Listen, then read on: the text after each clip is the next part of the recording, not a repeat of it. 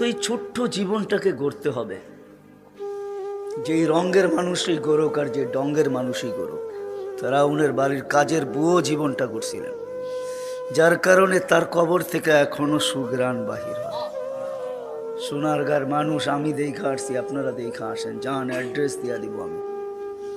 এখনো কবর থেকে সুঘ্রাণ বাহির হয়। দুনিয়ার কোনো পারফিউমের মোকাবেলা করতে পারবে না। হাজারো কোটি টাকার দামের পারফিউম ওইখানে ছিটাইতে দেরি, হাওয়া হইতে দেরি হবে না। ওই কবরের ঘ্রাণ সমস্ত সুঘ্রাণ গ্রাস করে ফেলবে, আপনার নাকে ওই ঘ্রাণই আসবে। আর যার নাকে একবার জীবনে ওই ঘ্রাণ লাগছে, দুনিয়ার কোনো সুঘ্রাণ তার কাছে সুঘ্রাণ মনে হবে না। সত্য কথা বলতেছি, আমি কোনো ঘ্রাণ লাগাই না, কেননা লাগাইলেই হাওয়া হয়ে যায়। ওই ঘ্রাণ মনে হয় না, মনে হয় সাথে সাথে পিছনে ওই ঘ্রাণ নাকে আইসা বাড়ি খেয়ে আমাকে বলে লাগাইছ তো লাগাইছ কি, এই ঘ্রাণ না একবার নাকে লাগছে, তুই কিসের ঘ্রাণ লাগাইছস? এটি সত্য।